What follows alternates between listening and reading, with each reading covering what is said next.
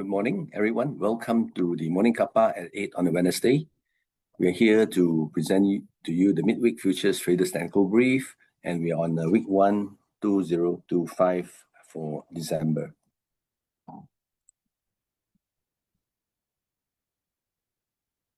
So the table here reflects what has been happening throughout the 2 weeks.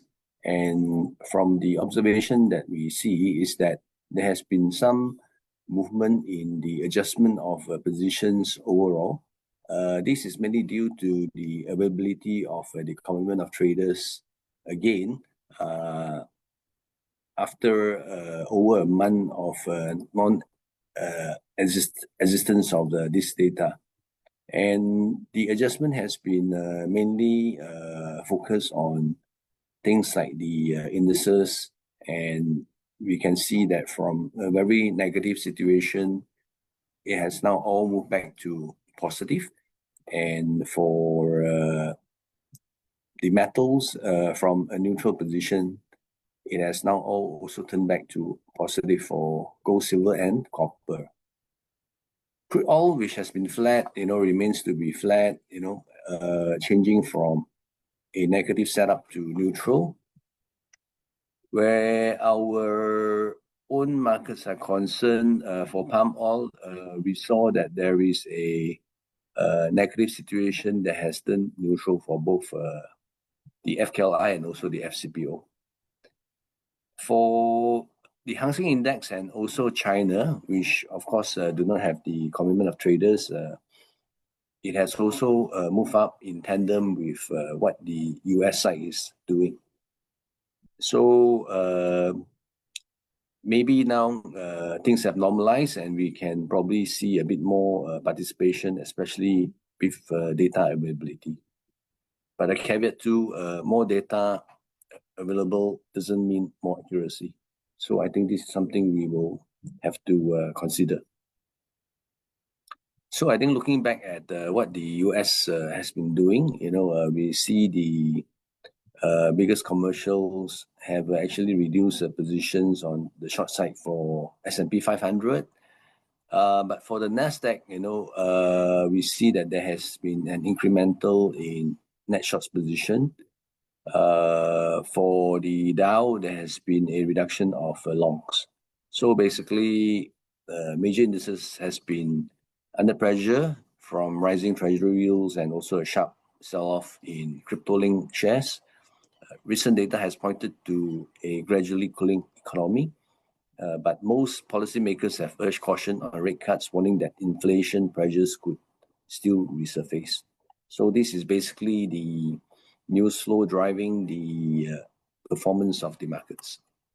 We come to our palm oil. This has been a very draggy period for palm oil, trading within a 300 points range. And recently, of course, we saw that Indonesia, Malaysia, and Thailand has seen a widespread destruction from an unusual tropical storm in the Straits of Malacca that has brought heavy rains and also winds last week. And prices have eased off a bit as Indonesian production concerns subsided and weak export figures pressure the market. So we also have a normalized situation whereby the weather factor has been taken out here. We move to the commitment of traders for metals because we do have a call on copper. So looking at the current overall positions for metals, short positions for golds have reduced, indicating that hedgers have also unwound the positions that they have. Silver saw an increase in short positions, and copper has basically been flat. Platinum also flat. So from here, we see copper futures has been trading on the hopes of US interest rate cut, and also the plans by Chinese smelters to cut supply over 10% next year. However, supply outages aren't expected to sustain copper prices. Analysts has commented copper prices into 2026 is more likely to reflect macro-driven fund exuberance than compelling fundamentals. So liquidity will have a main say in the general market trend. So for copper, this was actually shared in our market guide yesterday. We do have a current price of 5.24 this morning, and reference price of 5.25, which was triggered yesterday evening. And so the potential price that we're looking at is 5.41, which will give us a USD 400 US dollar, and potential loss of 5.14, which will give us a loss of value USD 275 in case of any failure, right? Then we move on to grains. We did have a basically call on soybean the previous week. That number did not hit, but we look at the current situation of commitment traders. We see that soybean has indeed saw an increase of 7,000 lots short in positions, indicating that there may be more hedging activities ongoing amidst the China and US truce, whereby China has indicated that they will buy 12 million tons of US soybean by year end. But currently, Beijing has not confirmed the target. So recent exports figure has shown that China has not been aggressive in the buying. So I think looking at the situation, what we called the previous week, is now voided, but we have upgraded the call price from 1116 to 1112, which is the reference price. And should it go our way, the potential profit price of 1090 is our target, giving us a value of a profit 160 US dollar. And should things go wrong, the cut loss price will be at above the 1143, giving us a USD 105 US dollar loss. So that's all I have this morning. I'll pass on to Joseph. Over to you, Joseph.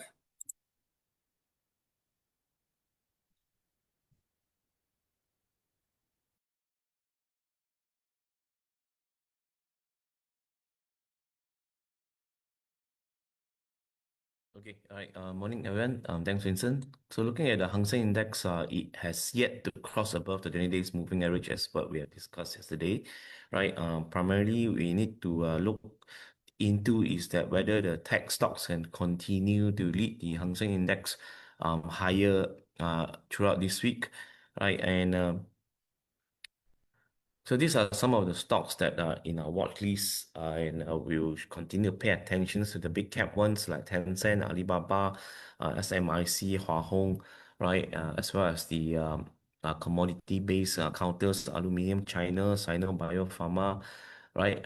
Recently, two of the gold-related counters starts to move higher again, Zhaojing and Zijin Mining, which you can actually look into these two counters. Okay, and as for the Hong Kong trading stock this morning, firstly we have the Hisense Home Appliances 921 that break out from 26 resistance, heading towards 28 and followed by 30. Downside supports market 24. Secondly, we have the CMOC Group stock code 3993. Also a break past the resistance 17, heading towards 1850 and followed by 20. Downside support is 15 to 50, right? Looking at the S&P performance yesterday, right? Sentiment become a risk on again, despite that the big cap like Nvidia, Apple is moving at a slower pace. You can see that the Boeing have jumped 10% after they have resumed their productions, and Intel went up by another 8% after the Trump government continued to invest in the semiconductor industry. Now, one counter that caught my attention yesterday was the APP app loving, right? Counter continues to move up by another 4% yesterday. This was the third or fourth sessions that have been moving up since last week. In tandem with the positive sentiment in the semiconductor space, right? Applied materials, the MCore technology, right, as well as the Marvel technology and Lam Research. These semiconductors industry players also attract fresh momentum yesterday, right? And looking at Malaysia, we still keep our bullish bias unchanged, right? With a stop loss point at 1600. So yesterday, the sentiment was supported by a very strong flow in the banks industry, right? That's what have played out as we expected, right? I just share with you that quite some time ago, the December month is always the bullish month in the market. So if the index were to go higher, we need the big component counters to move, right? It's either the bank or the utility sectors should move higher. As of right now, you can see that the research continue to overweight on the bank sectors. And after the results, you can see that the under coverage stocks, they start to actually deliver surprise dividends. And as of yesterday, right, despite the bank stock actually move up, if you look at FY26, they are still giving around 5 to 6% yield in next year. So that's actually have propelled the bank stocks higher. So hopefully the situations continue that the banks that our index are able to break past 1650 and followed by 1675. Okay. As for the FCPO, it break past the 4150 resistance yesterday after it formed the interim base at around 4000 level. Right now heading towards 4250. So far, we think that the upside movement may face a resistance at the 200 days moving average. Okay,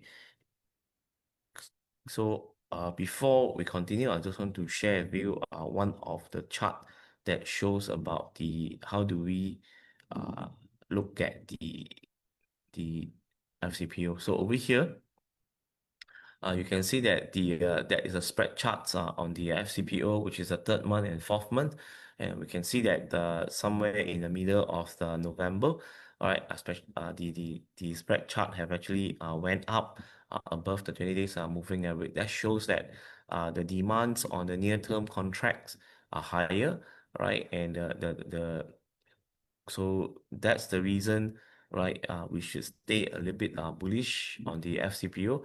But however, on the longer term basis, we still see that the 200 days moving average is moving downwards. So over here, that offers opportunities that short term, you can go on the counter trend rebound. Then on another positions, you can keep your short positions open at this level with a stop loss at 4250. So short term rebound, long term remains bearish on the FCPO. So this is one of the leading indicator that I'll be using whenever I look at the commodity charts. So I'll be using the spread charts and also another charts that track US dollars on the FCPO. That these two charts is my leading indicators on the FCPO. Right, this was the watch list yesterday, and yesterday we had call warrants sessions with some of the clients. So these are the lists that have came out with them, especially on the big cap counters. So you can actually take a look at the list as well. So looking at the market overall, right, the bank sectors continue to lead the market, and I also want to explain that market always have a rotations play. The banks will not go up forever, ever, right? At some point in time, it become slightly expensive than other sectors. So in comparisons, the banks are moving upwards right now, but the utilities is moving downwards. So at some point in time, the utilities will find their interim support.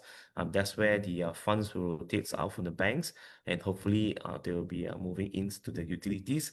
And with these rotations, that's where our index should move on a higher high basis. In terms of timings, I can't promise you, but I think that coming this month, December, and also the next month, January, overall market sentiment should remain positive so far, right? And apart from these two sectors, the market is actually looking at the consumer counters as well. Yesterday, you can see that the Nestle have moved on a higher high basis after Nestle has become one of our top buy in the Alex strategies reports. So in these reports, there are 10 counters and Nestle is one of them. And you can see that have lifted the sentiment on the consumer market as the Nestle moving on the upwards, showing that the market are willing to pay a higher premium. That will actually attract attentions on the consumer related counters in our markets. Now, secondly, we still see bullish on the plantations sectors. So hopefully after the corrections of plantations will climb above the 20 days moving average to resume on the upward movement. Now then on the properties index have been moving upwards recently, led by the LI properties, LIPG, right? So there is some opportunities today. Firstly, I'll be looking at their E&O. As of last Friday, you can see that E&O have very strong selling pressures after it fell out from the Shara list. But as of today, which is the third trading day, right? Hopefully the selling pressures are moderated and E&O can climb higher towards the resistance at 77 cents and followed by 82 cents. Okay, so in the market, all right, usually on the third day, all right, sentiments tend to be more positive. Now after that, we'll be looking at the UM Sunrise. I can see that UM Sunrise during last Friday also have a very strong volume, and for the past two sessions, it managed to form a footing above 56 cents. So as long as stay above 56 cents, likelihood is going to test the 61 cents and thereafter travel towards 65 and 68 cents. So these are the two counters I think you can actually put into your watch list today. Apart from that, we'll be looking at Valesto Energy that are crossed above the 21 days moving average and stage a breakout on the 33 cent and half.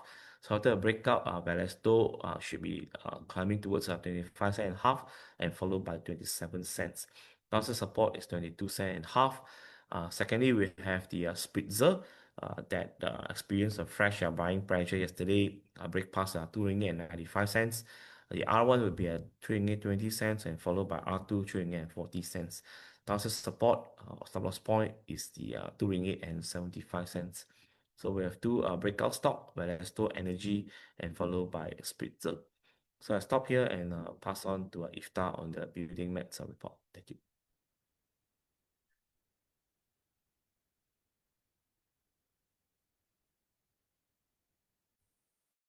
Hi, thank you, Joseph.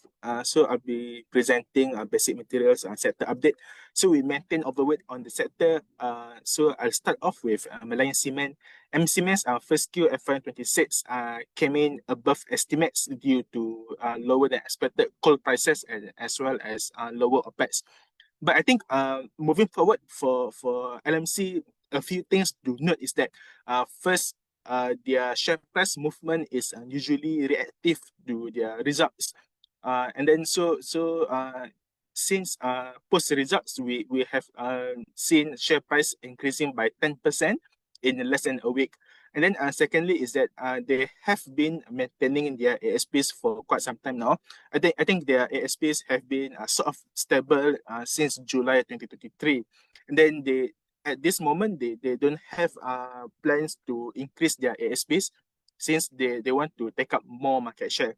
And then thirdly for LMC is that their first Q FY26, their first Q is usually amongst the weaker quarter. So we should be looking at better Q on Q moving forward. And then moving on to press metal, results were in line. And then I think two main things to look at for precious metal is firstly the aluminum prices, and as well as the alumina prices, which brings us to this alumina to aluminium cost ratio. So in TechQ, management guided that their ratio is about 15% at about, and then in 4Q they are targeting to be in the range of 13 to 14%. So as for the price of aluminium, we have seen we are still looking at supply becoming smaller and smaller. Production is subdued year on year in 9 months, and then the demand for aluminium is always there. It's driven by EV cars, it's driven by construction and also transport in China. So moving forward, we should be looking at better year-on-year earnings in 2026. LME prices are still solid. Alumina costs are somewhat subdued at this moment, and we don't forecast any major geopolitical risk. So overall, should things go as per usual, as per business, we would be looking at a brighter outlook for the sector overall. Yeah. I'll stop here and thank you so much, everyone. And happy trading and see you tomorrow. Bye